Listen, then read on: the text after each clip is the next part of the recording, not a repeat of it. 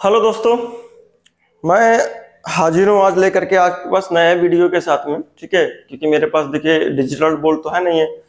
मैं इस तरीके के बोर्ड से आपको क्वेश्चन लिख करके आपको समझाऊंगा। ठीक है, कुछ स्पेस का मसला चलेगा आपके पास में, मतलब स्पेस वगैरह कम पड़ेगी तो फिर मुझे इसको हटाना और लगाना पड़ेगा आपके पास में। तब तक आपके लिए पास, जब तक मेरे पास डिजिटल बोर्ड नहीं आ रहा है, और तब तक आप इस तरीके से पढ़ते रहिए। मैं आपको बेटर है आपको समझ में आए, मैं उस तरीके से आपको समझाऊंगा आपके पास में, मतलब एकदम बेसिक से समझाता जाऊंगा आपके पास में। जब आप बेसिक से समझ जाएंगे तो बेसिक से मतलब एकदम नीचे से समझा करके आपको ऊपर तक लेके आऊंगा। बट आप अगर डिजिटल बोर्ड में पढ़ना चाहते हैं तो आपको बस सब्सक्राइब करना पड़ेगा और जितना हो सके उतना शेयर करना पड़ेगा। ठीक है, अगर डिजिटल बोर्ड में पढ़ना चाहते हैं तो। नहीं, इस तरीके के बोर्ड भाई आपके पास जब तक मुझे आप एनर्जी नहीं देंगे, ठीक है, आप सब्सक्राइब नहीं करेंगे और शेयर नहीं करेंगे लोगों से, क्या नाम है, लोगों के साथ शेयर नहीं करेंगे अपने दोस्तों के साथ में, तो मैं इस तरीके के बोर्ड में ही आपको पढ़ाता ही रहूंगा आपके पास में।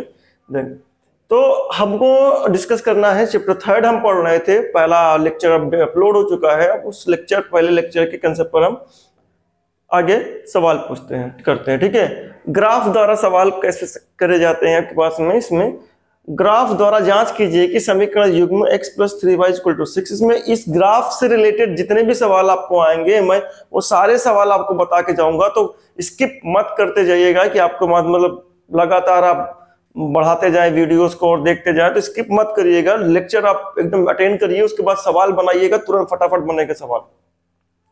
ग्राफ द्वारा जांच कीजिए कि समीकरण युग्म x + 3y = 6 दिख रहा होगा आपके पास में, 2x + 3y = 12, ठीक है, संगत है। ठीक है, ग्राफ द्वारा चेक करना है।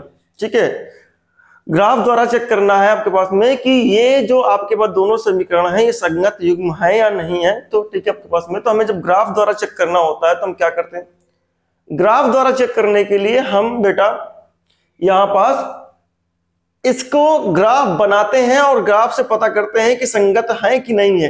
तो मैंने टेबल में आपको बताया था कि संगत दो आपके पास में, संगत किनके होते हैं, संगत उसके होते हैं जिनके आपके पास हल होते हैं, चाहे वो एक हल हो, चाहे वो अनेक हल हो।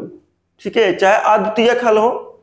ठीक है, अद्वितीयक मैंने जो कल टेबल बनवाई थी आपके पास में उसमें द्वितीयक लिखा हुआ था, तो बाय मिस्टेक आपके पास उसको अद्वितीयक कर लीजिएगा। ठीक है, आपके पास में तो यहां पास जिनके हल होंगे ग्राफ में, यानी जिस भी समीकरण के हल होंगे उसे हम संगत कहेंगे, जिनके हल नहीं होंगे उसे हम असंगत कहते हैं। ठीक है, तो इसका मतलब अगर इसके हल निकलेंगे, चाहे एक हल निकले चाहे अनेक हल निकले, तो उसे हम संगत, तो ये संगत कहलाएगा। तो इसको हल करने के लिए हमें ग्राफ द्वारा चेक करना है, तो हमें ग्राफ चेक करना है। ग्राफ से तो पहले ग्राफ की बात करते हैं।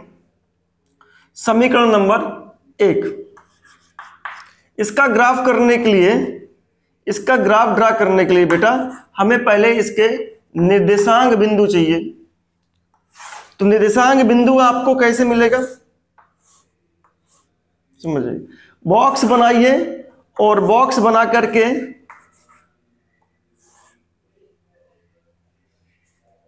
ये हो गया आपके पास में, बॉक्स बनाइए। बॉक्स बना करके आप क्या करेंगे, एक बार x को 0 करिए, x 0 हो जाएगा तो x से संबंधित जितना भी आपके पास है वो सब 0 हो जाएगा।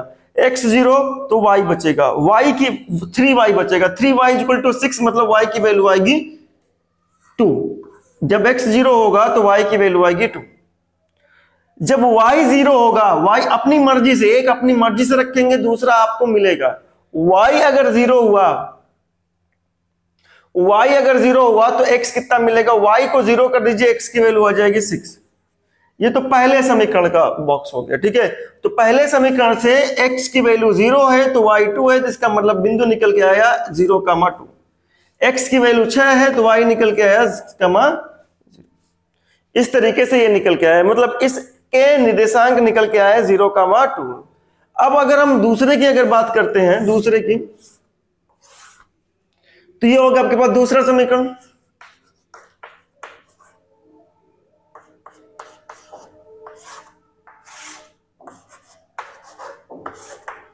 x को 0 किया, x को 0 कर दो तो y की वैल्यू आएगी, देखिए x को 0 करते ही -3y बचा, -3y = 12। -3y इक्वल टू 12, तो y की वैल्यू आएगी कैलकुलेशन से -4 बेटा। अगर हम y को 0 करते हैं, y को 0 करते हैं तो हमको मिलता है y0, 2x बचा, 2x बराबर 12, तो 2x बराबर 12, तो ये आई वैल्यू 6। तो ये हो गया, इसके निर्देशांक हो गया 0, -4 बेटा, ये हो गया 6, 0। तो निर्देशांक हो गए। ग्राफ बनाते हैं,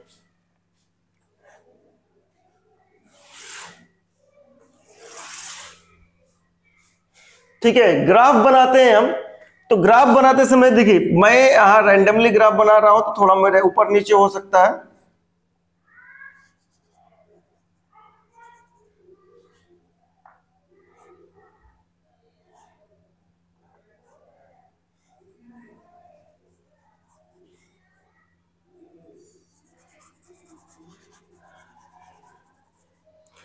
एक, 2, 3, 4, 5, 6, 7, 8, ठीक है। फिर उसके बाद में -1, -2, -3, -4, 1, 2, 3, 4, 5, 6,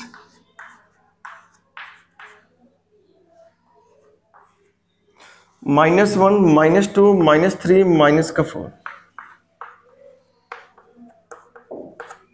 ये होगा ग्राफ।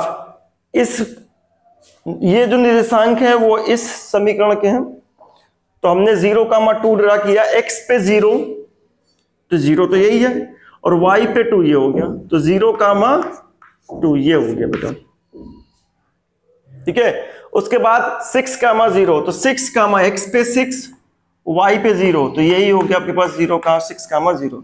देखिए x पे 6 आपने लोकेट किया, y 0 चलना है, तो 0, y 0, ऊपर जाएंगे तो कुछ y की वैल्यू मिलेगी, नीचे आएंगे तो कुछ y की वैल्यू मिलेगी, ठीक है। तो इसका मतलब आपके पास में 6,0 अगर लिखना है तो इस तरीके से आपके पास 6,0 हो गया।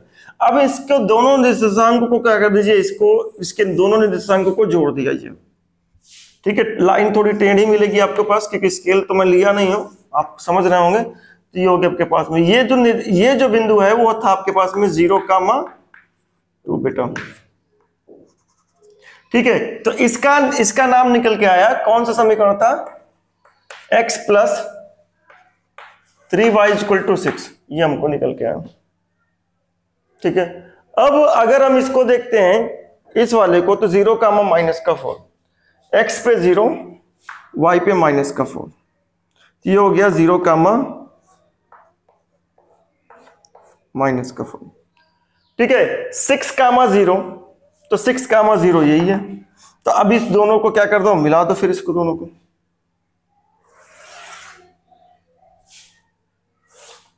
तो इसका जो समीकरण, इसका जो नाम निकल के आया, ये किसका है, ये किसकी रेखा है आपके पास में, 2x -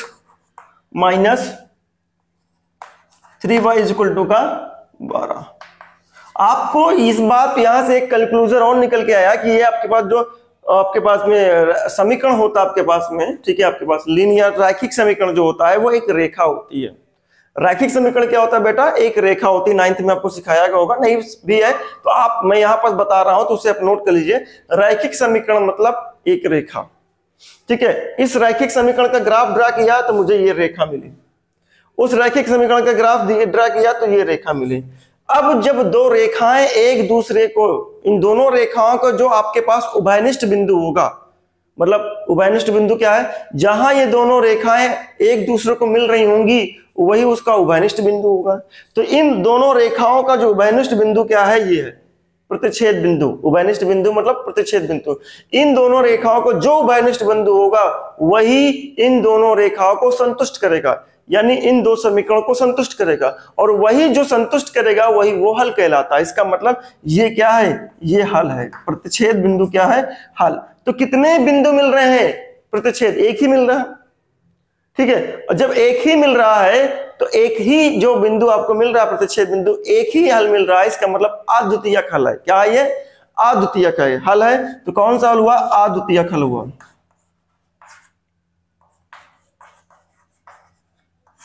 अद्वितीय हल आपके पास में ठीक है, एक ही हल आप कह सकते हैं आपके पास में। तो वो हल क्या है आपके पास में? हल है आपके पास में 6,0, दैट एक्स की वैल्यू आ जाएगी 6 और वाई की वैल्यू आ जाएगी बेटा 0। अब इसके हल निकल के आए, इसका मतलब यह समीकरण, ये समीकरण जो है, ये समीकरण जो है संगत है, ये समीकरण संगत है। ठीक है बेटा, समझ में आया आपको? ठीक है, आई होप आपको समझ में आया होगा। संगत कैसे होगा? हल निकल के आया तो संगत है, अगर नहीं आपके पास निकलता तो संगत नहीं होता आपके पास में। ठीक है, एक ही प्रतिच्छेद बिंदु है तो एक ही आपके पास में हल निकला आपके पास में। ठीक है, उसके बाद आप जानते हैं कि आपके पास कोई भी उभयनिष्ठ बिंदु नहीं है, इसलिए आपके पास में और इससे ज्यादा हल नहीं मिलेगा। ठीक है, तो इस तरीके से ये सवाल आपका फिनिश हुआ। तो आपसे आशा करता हूं पॉज करिए वीडियो को और नोट करिए।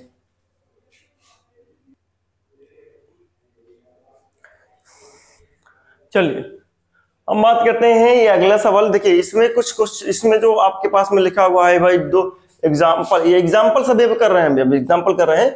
एग्जाम्पल 2/5, इसका क्या मतलब है? पिछले वाले में एग्जाम्पल 1/4 लिखा होगा आपके पास में। इसका मतलब ये है कि पहला जो आपके पास नंबर है वो, इसका मतलब जो नई बुक अभी एनसीईआरटी जारी करी है, उस नई बुक में ये जो क्वेश्चन है वो एग्जाम्पल 2 है। जो पिछला वाला जो क्वेश्चन था वो एग्जाम्पल 1 था। समझ में आई बात ये? और जो पुरानी बुक है उसमें ये एग्जाम्पल 5 है, जो पिछला वाला क्वेश्चन है वो एग्जाम्पल 4 है। पुरानी बुक जो इनके पास आपके पास एनसीईआरटी पुरानी है, क्योंकि अभी एनसीईआरटी नए सिलेबस के अकॉर्डिंग जारी हुई है, तो उससे आपको हेल्प मिलेगी आपके पास में, क्योंकि किसी के पास पुरानी बुक होगी, किसी के पास नई बुक होगी, तो दोनों के लिए मैं आपके पास अप्लाई कर दिया कि नई बुक के अकॉर्डिंग एग्जाम्पल 2 है, पुरानी बुक के अकॉर्डिंग 5। जहां भी लिखा होगा आप इसका मतलब समझिएगा, पहला नंबर नई बुक का, दूसरा नंबर पुरानी बुक का आपके पास में। ठीक है, तो उसके बाद क्योंकि मैं नई बुक के अकॉर्डिंग आपका पढ़ा रहा हूं, ग्राफ द्वारा ज्ञात कीजिए कि निम्न समीकरण युग्म का हल नहीं है, अद्वितीय हल है अथवा आप परिमित रूप से अनेक हल है। ठीक है, इसको समीकरण आपको दिखना पड़ेगा, समीकरण लिखा नहीं है आपके पास बेटा। क्या है समीकरण इसका? कौन सा था पुरानी बुक में एग्जाम्पल? ये एग्जाम्पल 5 है।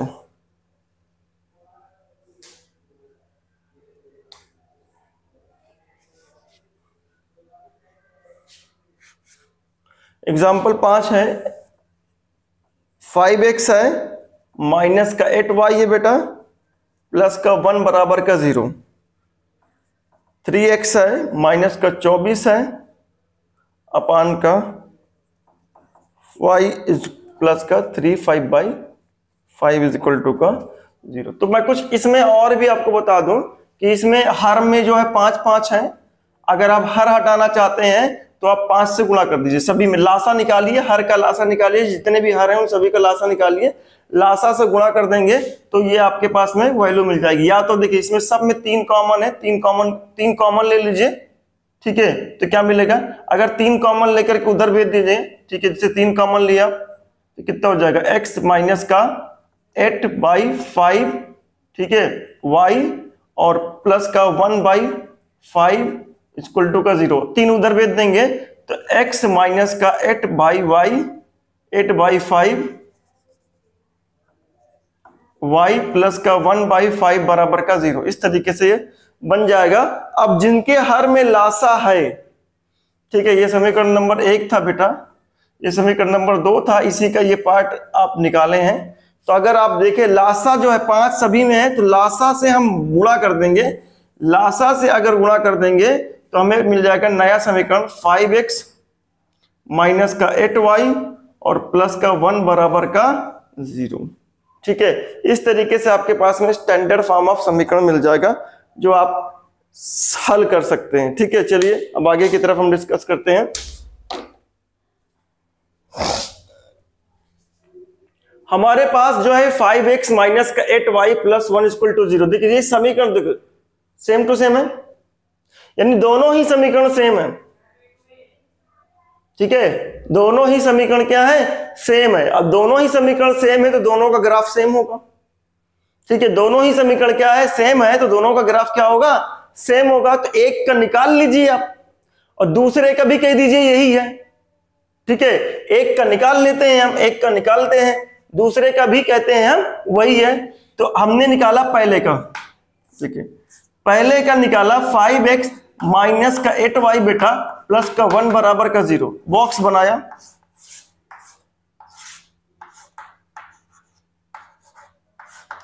ठीक है, बॉक्स बनाने के बाद में हमने क्या किया, आपके पास में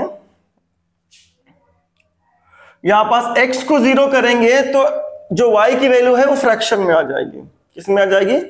फ्रैक्शन में आ जाएगी, मतलब भिन्नात्मक संख्या में आ जाएगी। तो भिन्नात्मक संख्या में जब आती है वैल्यू, तो इसका मतलब वो आपके पास में ड्रॉ करने में दिक्कत होती है। तो एक काम करते हैं, एक ऐसा वैल्यू लेके चलते हैं जो भिन्नात्मक संख्या ना बने, भिन्नात्मक संख्या ना बने बेटा। ठीक है, तो हम क्या करते हैं, यहां y की वैल्यू ऐसा कुछ रखते हैं कि जो भी कैलकुलेशन आएगा वो 5 का गुणांक होगा। ठीक है, 5 के गुणांक में होगा आपके पास में। तो y की वैल्यू हम आपके पास में प्लस का 2 रख लेते हैं। क्या रख लेते हैं? y की वैल्यू रखा हमने प्लस का 2 बेटा।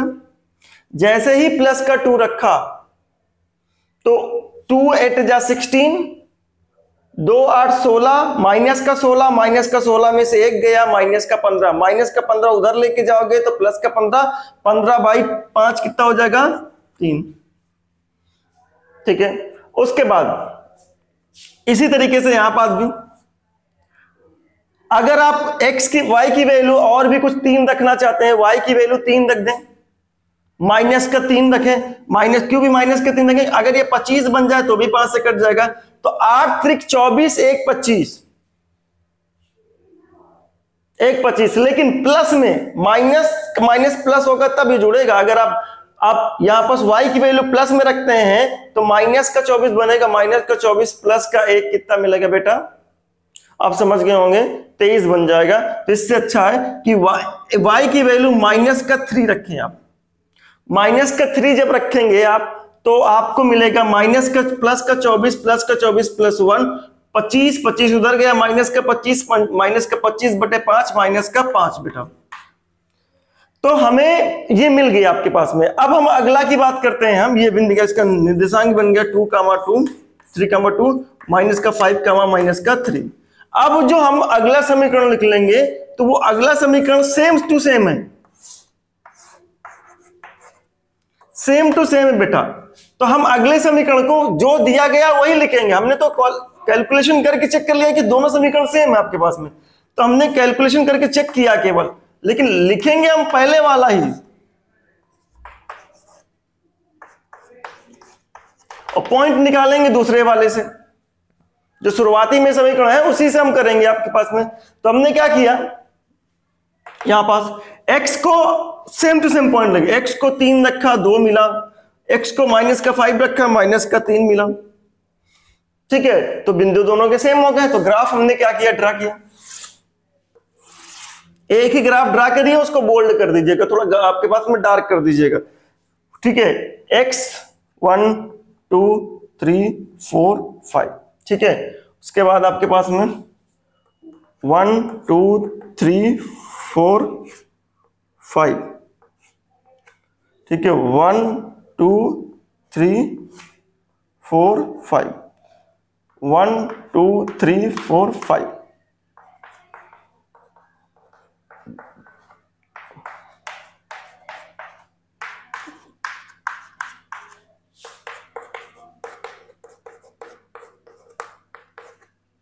तो अब पहला बिंदु रखते हैं 3, 2, 3, 2, ये हो गया आपके पास में 3, x में 3 तक है, फिर ऊपर y प्लस का 2 है तो ऊपर प्लस 2 तक जाएंगे, तो 2 के सामने ये हो गया आपके पास बिंदु।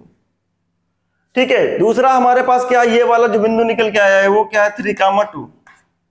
दूसरा वाला -5, -3, माइनस x पे पहले -5 आइए और y पे -3 जाएंगे। -3 नीचे है y का, तो नीचे की तरफ -3 के सामने आएंगे।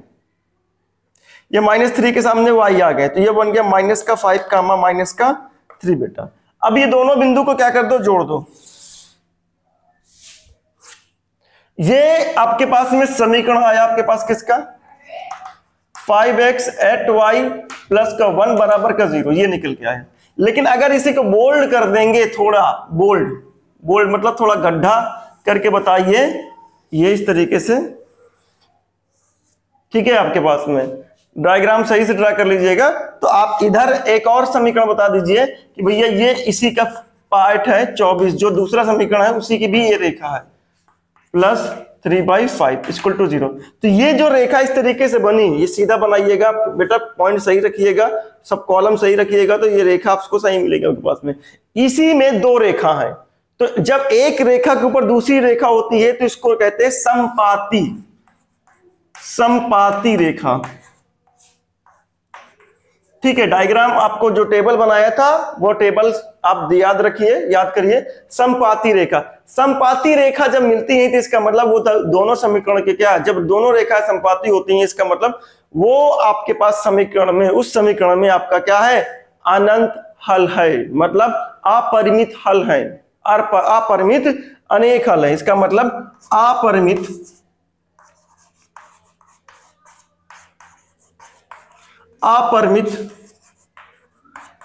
अनेक हल है। ठीक है। अगर आपको समझ में आ रहा है बेटा तो तुरंत फटाफट शेयर करिए, आप सब्सक्राइब करिए और लाइक करिए, कमेंट्स करिए, बिल्कुल करिए आप। ठीक है। तो ये आपके पास सवाल हो गया आपके पास। तो कह रहा है कि आप बताइए कि इसके क्या है, अद्वितीय हल है अथवा अपरिमित है, ठीक है, या हल ही नहीं है, हल नहीं है। तो इसमें हमें क्या है, हल नहीं है, अद्वितीय हल है अथवा अपरिमित हल है आपके पास में। तो हमने ये पाया कि अपरिमित अनेक हल है, अपरिमित अनेक हल है। इस ग्राफ के द्वारा हमको पता चला कि इन दोनों समीकरण के अपरिमित अनेक हल है। ठीक है। आई होप आपको समझ में आएगा बेटा। Pause the video and note down, फटाफट नोट करिए।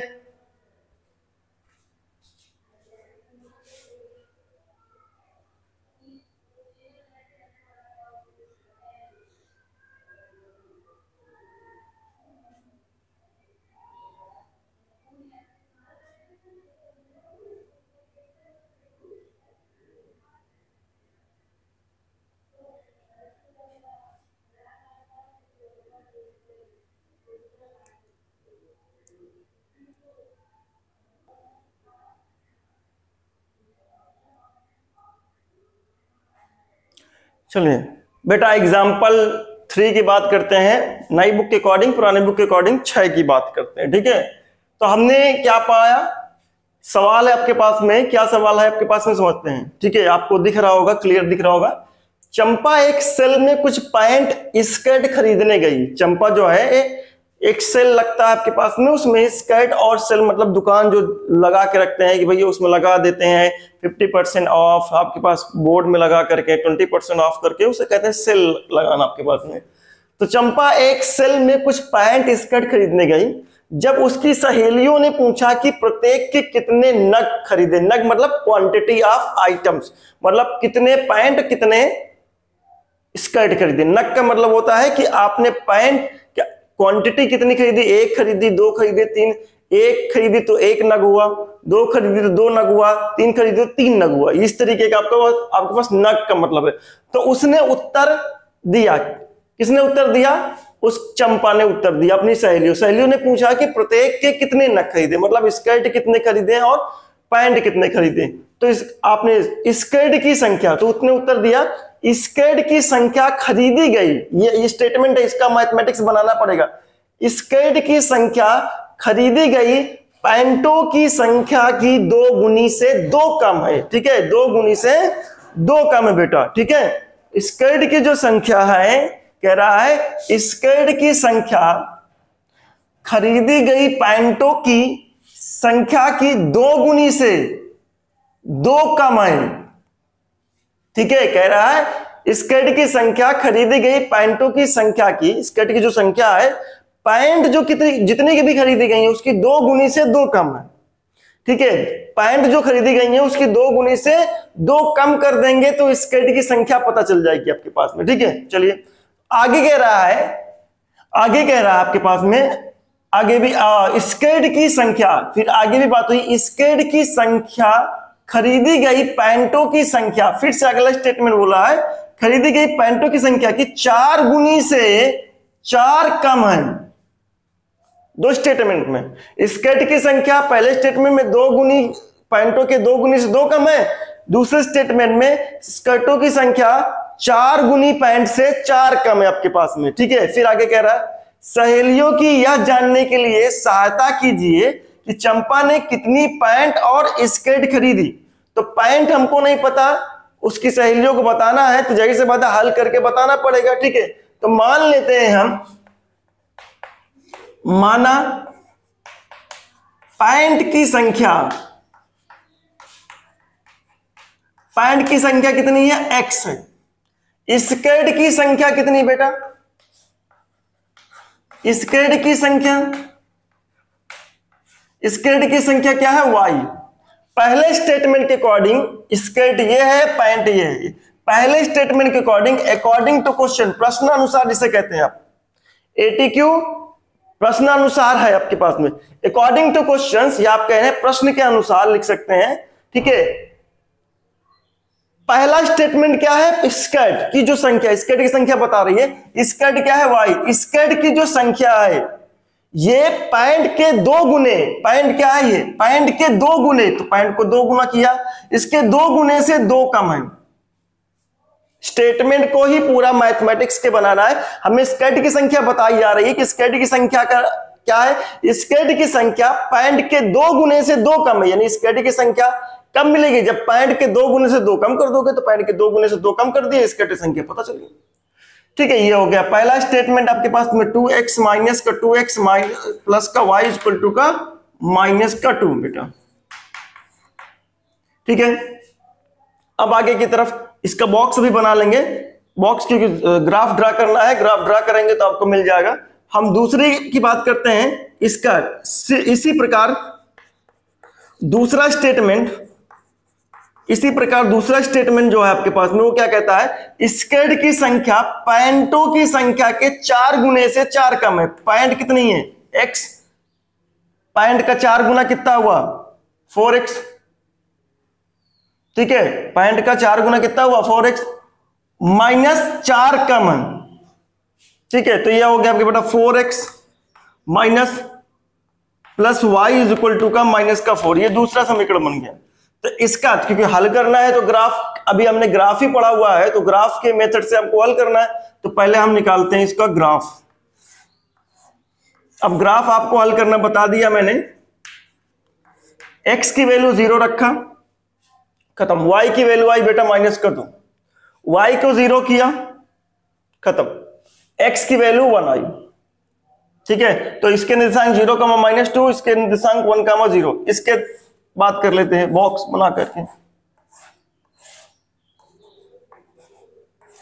x को 0 किया, y की वैल्यू आई माइनस का 4, y को 0 किया, x की वैल्यू आई 1। ठीक है, अगर आप ध्यान दें इन दोनों में जो कॉमन निर्देशांक है वही हल है, 1, 0, 1, 0। ठीक है, अब इसको हल कर लेते हैं। मैं छोटा सा ग्राफ बना दूंगा आपको। ठीक है, अगर नहीं मिलता, कॉमन निर्देशांक नहीं मिलता, तो आपको जहां ये प्रतिच्छेद करता वहीं आपको हल मिलता। तो हमने ये पाया कि 0, 1, 2, 3, 4, 5, 6, 1, 2, 3, 4, 5, 6।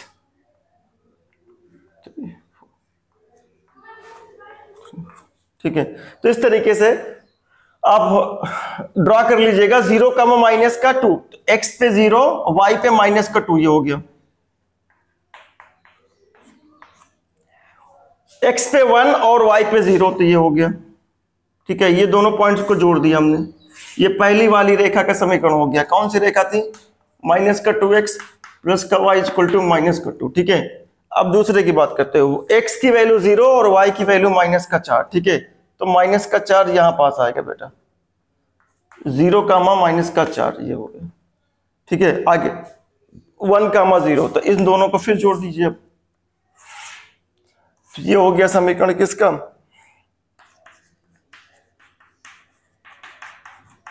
ठीक है, ये हो गया आपके पास में। तो इस तरीके से आपके पास में ये जो आपके पास दोनों का कॉमन बिंदु है, ये हल है। कौन क्या हल है, 1, 0। इसका मतलब x की वैल्यू 1 आई और y की वैल्यू 0। तो x की वैल्यू 1 क्या है, पैंट कितने खरीदे, पैंट बराबर 1 और स्कर्ट बराबर 0, यानी स्कर्ट की संख्या 0 है, पैंट की संख्या कितनी है 1 हो। आई होप आपको समझ में आया होगा। बेटा pause the video and note down.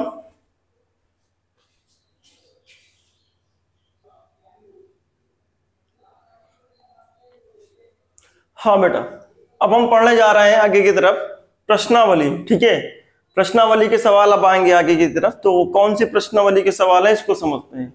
तो हमने ये देखा कि नए बुक के अकॉर्डिंग, आपके पास में नए बुक के अकॉर्डिंग ये जो प्रश्नावली है वो 3.1 है, पुराने बुक के अकॉर्डिंग जो है वो 3.2 है। ठीक है, नई बुक के अकॉर्डिंग ये 3.1 है, पुरानी बुक के अकॉर्डिंग 3.2 है। ठीक है, आगे की तरफ बढ़ते हैं। अगर हम ये जानते हैं कि ये आपके पास में नई बुक के अकॉर्डिंग 3.1 है, तो ये कौन सा सवाल आपके पास, पहले का पहला आपके पास में, पहले का पहला। तो चलते हैं पहले का पहला डिस्कस करते हैं। क्या है पहले का पहला? कक्षा 10 के 10 विद्यार्थी ने एक गणित की पहेली प्रतियोगिता में भाग लिया। कक्षा 10 के 10 विद्यार्थियों ने कक्षा 10 के 10 विद्यार्थियों में लड़की और लड़के दोनों आते हैं। ठीक है, तो कक्षा 10 के 10 विद्यार्थियों ने एक गणित की पहेली प्रतियोगिता में भाग लिया। 10 विद्यार्थियों ने भाग लिया। उस 10 विद्यार्थियों में क्या कहा जा रहा है? यदि लड़कियों की संख्या, उन्हीं 10 में यदि लड़कियों की संख्या लड़कों की संख्या से 4 अधिक हो, यानी इसका मतलब उस 10 में कुछ लड़कियां हैं कुछ लड़के हैं। ठीक है, आपके पास में अब कितनी लड़कियां कितने लड़के हैं ये मुझे नहीं मालूम, लेकिन ये कहा जा रहा है यहां पास यदि लड़कियों की संख्या बताई जा रही है, लड़कियों की संख्या लड़कों की संख्या से 4 अधिक है। ये किससे अधिक है? लड़कों की संख्या से 4 अधिक है। इसका मतलब लड़कों की संख्या कम है। अगर लड़कियों की संख्या देखा जाए तो लड़कियों की संख्या ज्यादा है। कितनी ज्यादा है? 4 ज्यादा है। किससे ज्यादा है?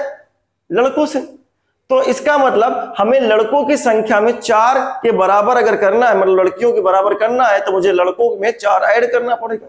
इसका मतलब ठीक है, तो लड़कियों की संख्या लड़कों से 4 ज्यादा है। आगे कह रहा है तो प्रतियोगिता में भाग लिए लड़कों और लड़कियों की संख्या ज्ञात कीजिए। लड़कों और लड़कों की संख्या मुझे नहीं पता, कह रहा है जो प्रतियोगिता में भाग ले रहे हैं उनमें लड़कों की संख्या कितनी है और लड़कियों की संख्या कितनी है। तो हम मान लेते हैं ये आपके पास में पहले का फर्स्ट पार्ट है बेटा। माना लड़कों की संख्या कितनी है? लड़कों की संख्या बराबर x है। लड़कियों की संख्या कितनी है? लड़की की संख्या बराबर y है। अब अगर x लड़के हैं और y लड़की है तो टोटल कितने हैं प्रतियोगिता में? 10 ही तो जा रहे हैं। इसका मतलब प्रश्न के अनुसार टोटल बच्चे अगर 10 हैं तो लड़कियों को लड़कों को टोटल काउंट करेंगे तो 10 ही होने चाहिए। तो लड़कियों और लड़कों का योग कितना होगा? 10 होना चाहिए। दोनों को मिलाकर 10 होना चाहिए योग आपके पास में। फिर दूसरे के अकॉर्डिंग अगर देखा जाए, दूसरे के अकॉर्डिंग वो क्या आपके पास में? दूसरे के अकॉर्डिंग तो हमने दूसरों से पाया कि जो लड़कियों की संख्या है, लड़कियों की संख्या क्या? y। लड़कियों की संख्या जो y है, ठीक है, आपके पास दूसरा स्टेटमेंट, लड़कियों की जो संख्या y है वो लड़कों से 4 ज्यादा है। लड़कियों की संख्या बतानी है तो कैसे बताएंगे? लड़कों की संख्या से 4 ज्यादा है। लड़कों की संख्या क्या है? x है, और उसमें 4 ज्यादा कर दीजिए तो लड़कियों की संख्या पता चल गई। लड़कों की संख्या में 4 ज्यादा कर दीजिए, अगर ज्यादा है तो 4 ज्यादा कर दीजिए तो लड़कियों की संख्या पता होगी। तो x plus y is equal to 4, that is second equation. ठीक है, ये हमको मिल गया। अब ये मिल गया बेटा, ग्राफ मैंने ड्रा करते हुए बता दिया है। ग्राफ आप ड्रा करिए, x की वैल्यू और y की वैल्यू आपको पता चल जाएगी। मतलब मैं लिख दे रहा हूं ग्राफ से लड़कों की संख्या, ठीक है, जो आपके पास बिंदु आएगा, जो बिंदु आएगा कॉमन बिंदु वही हल होगा आपके पास में, प्रतिच्छेद बिंदु। लड़कों की संख्या मैं यहां हल लिख दे रहा हूं। लड़कों के समीकरण बना दिया। अभी समीकरण में कई ढेर सारे 3 समीकरण आपको हल करके बताया हूं। अब आप ग्राफ बनाइए और हल करिए। लड़कों की संख्या कितनी है आपके पास में? लड़कों की संख्या आएगी 3। लड़कियों की संख्या जो है, लड़की की संख्या ये हल है, मैं आंसर बता दे रहा हूं, ये हल करिए ग्राफ से आप, ठीक है। वो होगी 7 बेटा, ठीक है। इसका मतलब जो प्रतिच्छेद बिंदु वो आएगा वो 7,3 वो 3,7 आएगा, ठीक है। 3,7 आएगा, एक्स की वैल्यू 3 आएगी और वाई की वैल्यू 7 आएगी, ठीक है। इस तरीके से आपका ये जो एक्सरसाइज है वो शुरुआत हो चुकी है। एग्जाम्पल भी कर लिया हमने, एक्सरसाइज भी कर दी। हम सारे क्वेश्चन एग्जाम्पल और एक्सरसाइज सब करेंगे जिससे आपको एक एक क्वेश्चन समझ में आए और हल करें, ठीक है। आपको कोई भी प्रॉब्लम नहीं होगी, केवल आपको प्रैक्टिस करना है और इसके अलावा और को कुछ नहीं करना। आपके पास डेली प्रैक्टिस, डेली स्टडी आप, लेकिन मेरी मेहनत के लिए आपसे भी अगर आपको भी समझ में नहीं आ रहा है लिखा हुआ तो कृपया करके थोड़ा मैनेज करिए, क्योंकि जब मेरे पास डिजिटल बोर्ड आएगा तभी मैं पढ़ा पाऊंगा। इतना भी मेरे पास बजट है नहीं है कि मैं डिजिटल बोर्ड लेकर के आऊं। आप बस शेयर करिए, शेयर करके करते रहिए, शेयर करते रहिए। आपका इसकी वजह से डिजिटल बोर्ड आएगा। सब्सक्राइब करवाइए और शेयर करिए, ठीक है। धन्यवाद। कल मिलते हैं अगले टॉपिक्स, अगले क्वेश्चन के साथ में।